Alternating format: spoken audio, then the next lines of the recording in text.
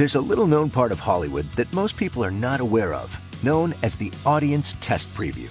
Their book, Audienceology, reveals this for the first time. Our podcast series, Don't Kill the Messenger, brings this book to life, taking a peek behind the curtain. And now, join author and entertainment research expert, Kevin Goetz. Music is vital in a movie, enhancing emotions, setting the tone, and aiding storytelling. It deepens viewer engagement by amplifying the impact of scenes and seamlessly transitioning between moments, shaping the overall film experience. It truly can make or break a movie. My guest today is Grammy Award-nominated executive Spring Aspers, president of the Sony Pictures Music Group. In her position, she works with filmmakers to select songs, artists, and composers for Sony Pictures projects. She's also responsible for all music initiatives, including development, production, and promotion. Spring, welcome to my show. Thank you. I'm excited to be here. I feel like we see each other all the time. We are sort of new friends. We have been around each other so long, but we never really got to know each other until a plane ride on the studio jet. Yes. We got that time to really just talk and discuss the world that we're in, but also just discuss a bit more about our personal lives. And I think that's the beauty of being in entertainment, is that you have these jobs, but you also have wonderful relationships with people. Yeah, and I see people at sort of their most vulnerable because yes, they're in a state of showing their babies to the world, revealing them. Let's talk about you. You come from New York, yes? I originally come from New York City. I was a bit of a Bohemian child. You're an only child, too. I'm an only child. And your name is Spring, and that Correct. Says a lot about the creativity of your parents. That's true. It comes from an old movie. What movie?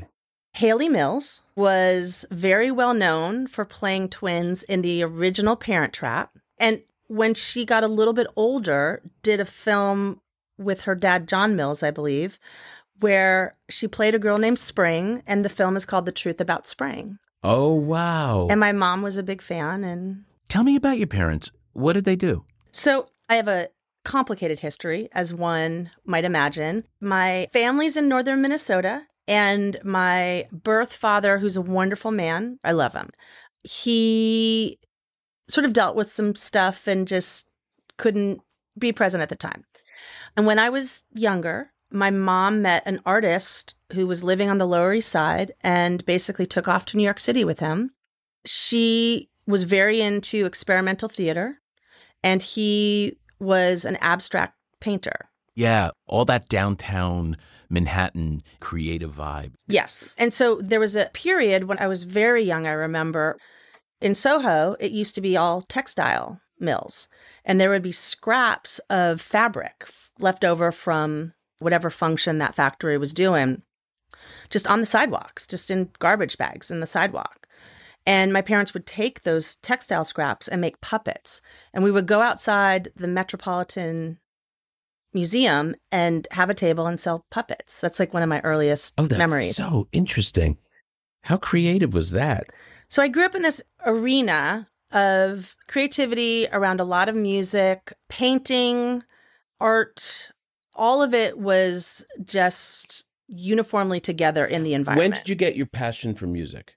Do you remember, was there a seminal moment? Was there a band? Was there that's what I want to do? No, it wasn't that. It's just that it was always there. Always present? Well, I was around a lot of artists, but I think when I say it was always there, it's that I would hear a song and get stuck on it. Like I remember being, I think, 2 years old and listening to Here Comes the Sun by the Beatles. And I would listen to it over 50 times in a row. Wow. And so that's really how I think of it, is that I would just almost get like stuck in a song. And I have a bunch of those that have just happened naturally. And when I hear those songs, they define certain moments in my life. Who did have a big influence on you musically?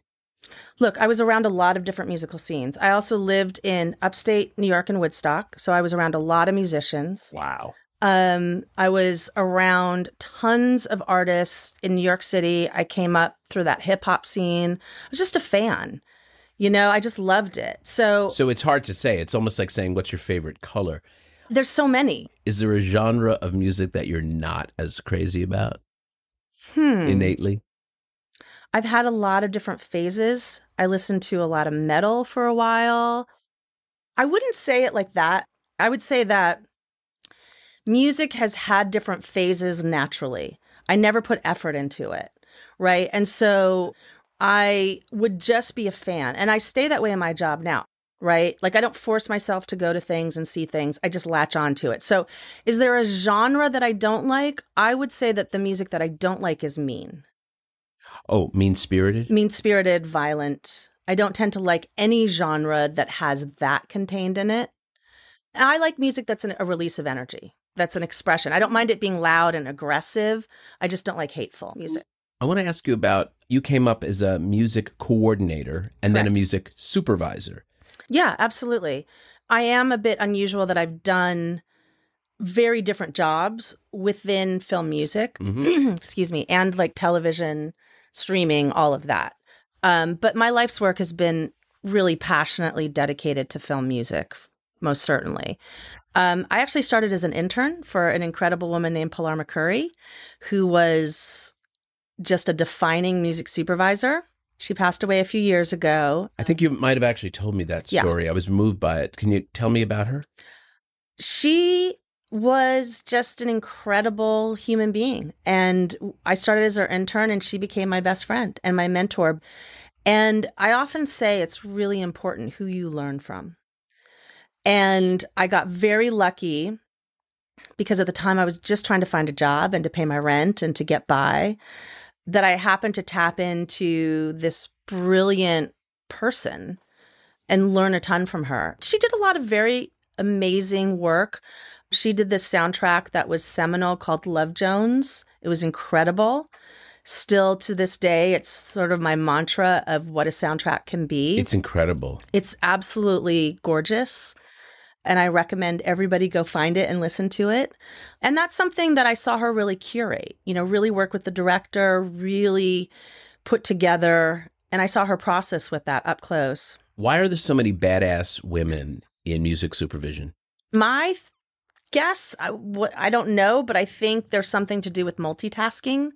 I think women's brains, this is not scientific, this is certainly just anecdotal, but I feel that women are really good multitaskers, and I think it's a job that calls for that. I've never heard it said that way.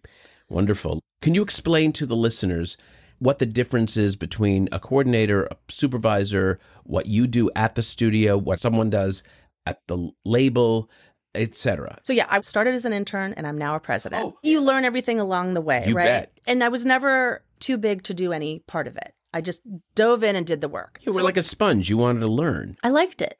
Sure. Have a seat of something that you like. Although my husband says it's still work. It's not called play, right? Like people say, love what you do. So here's what a coordinator does. And again, there's not exact job definitions like everything in Hollywood, but essentially you're kind of collecting materials. You might be doing song searches. Who are you working for? You're there basically to assist the music supervisor. What is the music supervisor's function? In general, and again, there's a lot of gray area, but in general, a music supervisor helps curate the songs for the project. But is that included in the temp track? Yes, and helps, realize the director's vision of what those songs. Okay, so when is the music supervisor brought in? Depends on the film. So typically, quite often, I would say early, if they haven't shot the film and there's certain songs that need to be dealt with on camera. Ah. You need to make sure that those songs are cleared and picked. You mean they're inherently part of the fabric? Pretty Woman. In Pretty Woman, that was the name of the movie. You know you're going to use that. It was going to be in the shopping sequence. Actually, that's right. Not the way it really went, but it did turn out. Right. But that's what I'm just trying to make a point. That's part of the fabric of the movie. So the music supervisor would need to be hired early for something like that. That's correct. But most movies don't have that, correct? It depends, right? So sometimes it's somebody dancing on camera or singing a song. You know, you always get that classic, like, oh, you know, they're in the car and they hear a song and then they sing along. That's absolutely something that a music supervisor would help. Who hires the music supervisor? It can depend. Sometimes you have a director who has a wonderful relationship. Sometimes you have the studio who just goes, hey, here's some really amazing people we've worked with. Sometimes a producer. How about you? Well, I always start with the director on everything. You're deferential to the creatives. Who do you want to use, that kind of thing first? Always. My job is to make sure that I'm telling the story that the director wants to tell. So my job is to support how that comes to life. I mean, music, as I said in my introduction, can make or break a movie. Yeah. And especially some of them. I mean, I'm just thinking of one that was recently released, It Ends With Us, which to me, music was such an important part of. Yes. And I felt it really helped the narrative all along the way. I agree. I think the music adds an emotional height to the movie that made me very moved. And I think the selection of the artists that are in it are just really powerful. And how did that come about? Let's just use that movie as an example. So the director you meet with early on, they kind of tell you the vibe they want to go for, and then you and your team go searching for stuff to present to them. Well, that one was a little different because we had a partner in it. So you came in later then? I came in later. I think once we saw the cut, it was like, okay, now we've got to kind of go realize all this stuff. So let's bring in the troops, right? And there were some complicated clearances to be done. I know people think you just want this song. Well, you may not get that song for a variety of reasons. Yeah, exactly. And things were, you know, there was some really like beautiful choices, but there's a lot sort of technically behind the scenes. Yeah, to like make that those person things doesn't happen. want to give you that, or they won't allow a cover. Right. Or you can't afford it. Right. Or what's the content of the scene? How do you set a music budget? Can you tell us the factors it's based on? Yes. What you start with is looking at the script. You talk to the director, get the vision, and then you go by how much the movie is being made for as a whole and the market value of the songs. Aren't you contributing to that? You getting a call from Andy Davis or from, for example, the head of physical production, and he will tell you what we're thinking about? Is he going to then say, what do you think music is going to be for this? Yeah, usually people just say, hey, Spring, can you take a look and give us your recommend? And it's based on me having read the script, speaking to the filmmaker, speaking to the director, typically, and saying, hey, you know, this is what I think this is. How often does the music go over budget? Because I cannot tell you how many times I have sat in focus groups and the audience falls in love with needle drops. Songs that are either unattainable or way too expensive to get. And is it like a manipulation on their part to try to make you see what they see? Like, that's got to be a hard dance for you. Well, I mean, it's absolutely something that is a conversation, right? That's when you come in early and you say, hey, this is something that's going to be very tricky. And sometimes it's not just cost, by the way. Sometimes it's knowing an artist or an artist estate's preference, right? And that just comes with experience. Going, hey, they may not want their song used in this way. And to me, that's the artist's right. You know, I come from an artist point of view. Have you persuaded people, though? I think when I see something that I think would be really mutually beneficial, I've absolutely advocated for it. Absolutely. And you've gotten your way? Yes. After they've said no? Yeah, because sometimes you don't get a lot of context. Will you sometimes say, let me speak to the, yes. you know, yeah. Explain, in music, there are two licenses that you need to obtain. There's the publishing license and the master use license, correct? Correct. Can you explain the difference between the two? Okay, this is always my example with it. Kevin, give me a couple words. Just say any words that come to your mind. 7 years ago. Okay, that is your song. Kevin has written a song with the lyrics 7 years ago. That is your publishing. You're the songwriter. You sing it beautifully. 7 years ago. Exquisite.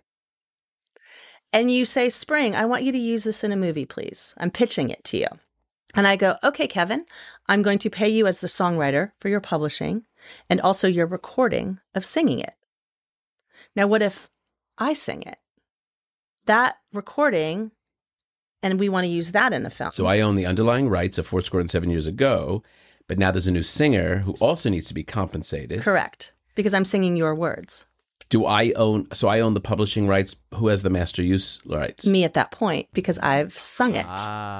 That's so does the publisher assign those to someone else? That is individual right. That's the wild west of Hollywood. That's negotiable. Interesting. And the global world. Yeah, any artist can decide what other party they want to have ownership, or, if you're going to a publishing company, that's really an artist's call. There are certain artists who probably do not want their songs covered. Is that true?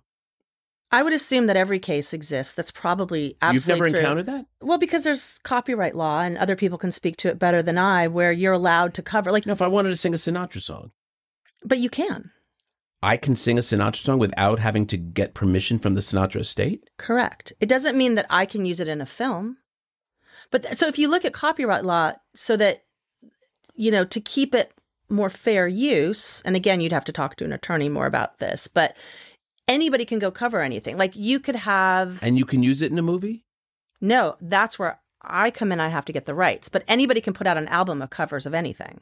They can? Mm-hmm. Go look. There's some pretty wild covers out there. Wow. Yeah. But if you want to use it in the movie, you're going to have to go back to the Sinatra estate and get permission. And if they say absolutely not, and therein lies the problem. Yeah. Could be. Correct. Yeah, it could be. They might love it. I don't know about you listeners. I find it fascinating, all of this stuff. Spring, I know I'm getting into the weeds a lot, but it's fun though. It really is. It's the best part of what I do is the treasure hunting and the understanding of the business behind the creative. I love the creative, but the business behind it is equally as fascinating. Okay. Who have you broken? Give me a couple of people that you, Spring, had really something to do with in their success. For example, I think I told you off mic when Kathy Nelson, who is a legendary music supervisor, head of music at both Disney and Universal, yes. And I had lunch recently, and she's going to be a guest here on the podcast, I hope. I know that she was responsible for bringing Pharrell to Chris Meledandri's attention on Despicable Me. Yes. And then, of course, on the song Happy, used in the next one, and so forth. And the rest is history. Actually, Chris's son, who's in the music business, put Pharrell on Chris's radar initially. And I love Kathy brought. Isn't that great? Yeah. Give me some of yours.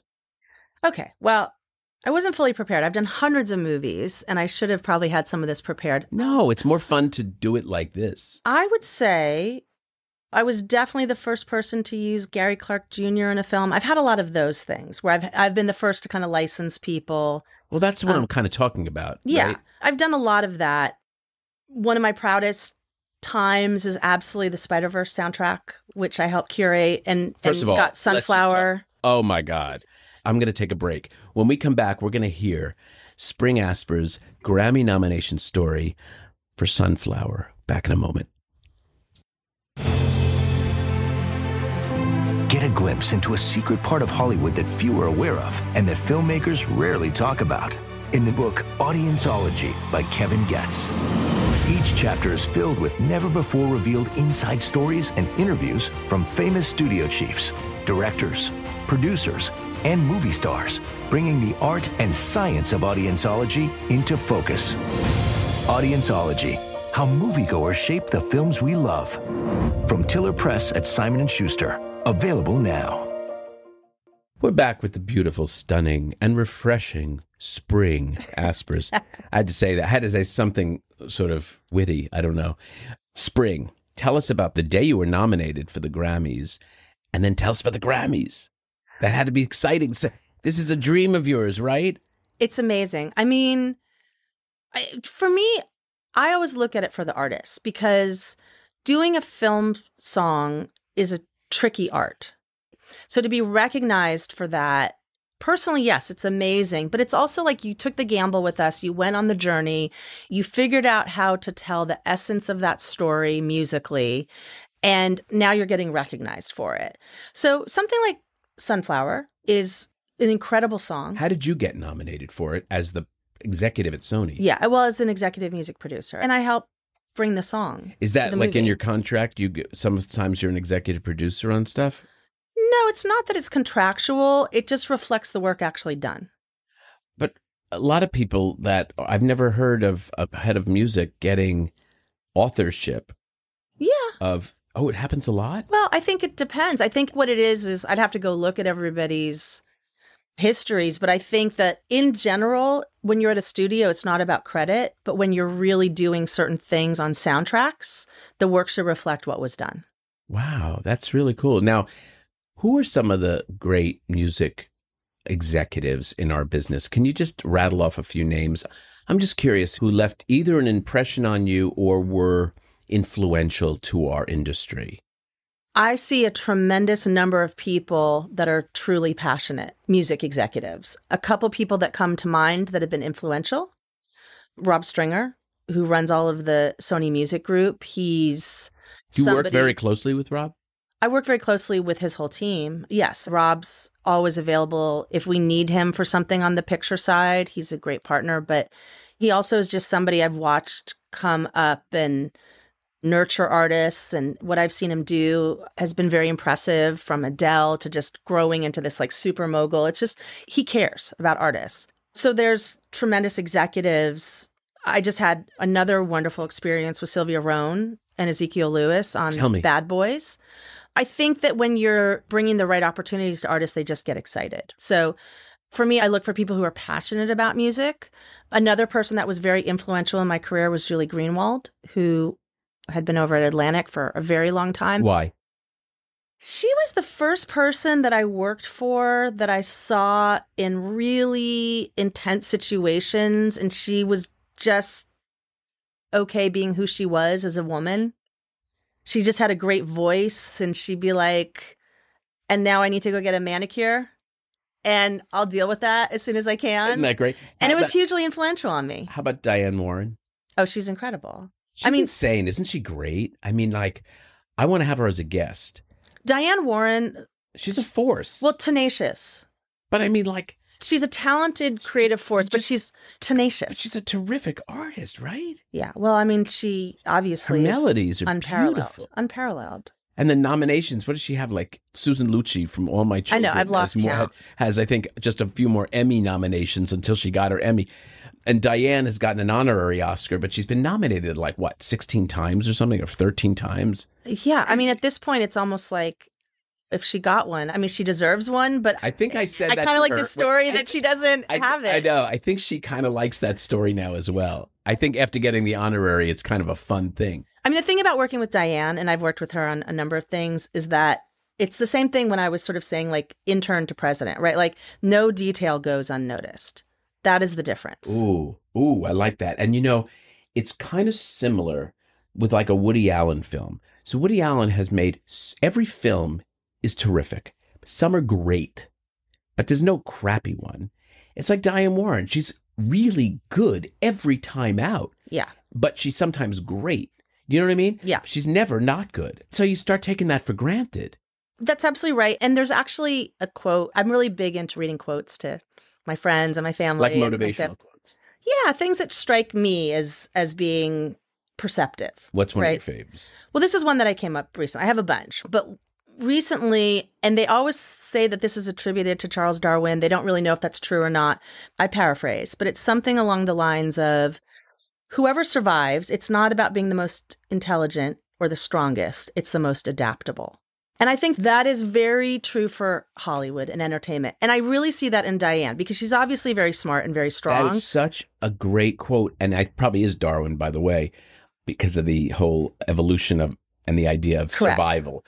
But I just want to say that in our crazy movie business, when people are so down on it and saying, oh, it's a contraction, and I keep saying there's so much opportunity. Well, change is part of it. You have to adapt to the new world order is all. And if you don't want to do that, you're going to be left behind. If you're going to do it, you're going to survive and you're going to thrive. Well, also, it's like you're in entertainment. People are shocked that things change. And if that was the case, that things were stagnant, we would still have silent movies. Everything about what we do is change. Always. But even just the way in which and the kind of content, you may change, to your point, the platform, right? But you're not changing the fact that people love music. People love stories. People love film. And they're going to continue to do so. We just have to, as you said, be adaptable. That's beautiful. Yeah. And I look at it like exactly what you just said. I'm like, if you sort of boil it down to the essence, at no time are people never going to listen to music and have entertainment, visual entertainment. It's always going to be. When there's a particular artist that you want to go after to, say, write a theme song, have you ever done that, first of all? Yeah. Can you give me an example? Sunflower. On? Into the Spider-Verse, the first Spider-Verse. And did you know that you were going after a theme song? Yes. You did? Mm-hmm. You were given that directive by the producers? It's not that it's a directive. It's just what you innately know a story about a teenager from Brooklyn needs. It's just something that helps. But that was played over the end credits? And sung in the movie. And sung in the movie. Yeah. And how'd you go about it? How did you listen? Did you listen to a million demos? Or did you? I was working with the record label and an incredible executive, Dana Sano, and we were trying to tackle this, like, what would the sound of Miles Morales be?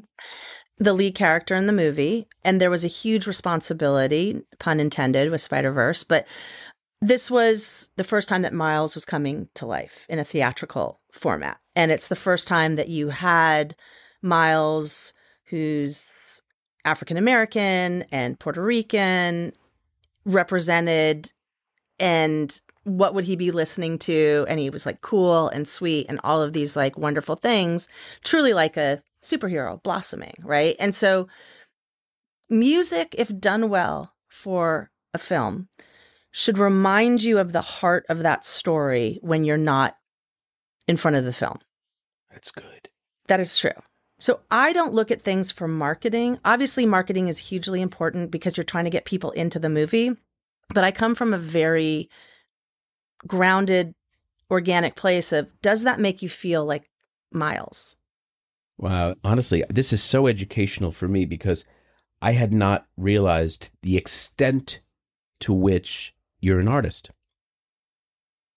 I try. I think the artists are the artists, but I think I call myself sometimes, I always laugh, I've said this recently, I'm like the Tinder of music. You mean swipe? Yeah. Swipe? Yeah. Swipe.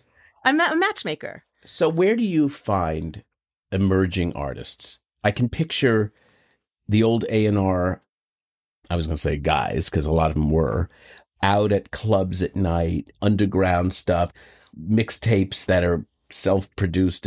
Where do you get that discovery?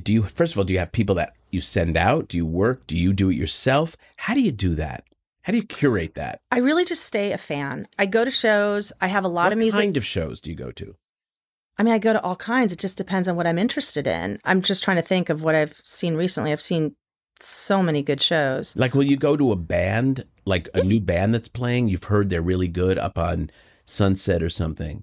Yeah, once in a while. I mean, look, there's not a lot of bands right now. If you look at like the history of what bands are on what's happened in the past kind of decade or so. Most are solo artists? Yeah, you're not seeing a lot of bands, which I would like to see more bands. Why do you think that is? That's very interesting. I didn't realize that. Probably technology, progression is probably part of it. So where I pull music from is a variety of places. There's incredible people who pitch music to me. There's artists that I know that I just talk to. I have an amazing 16-year-old son, Henry, who's a huge music head, and we're always like sharing stuff and swapping things.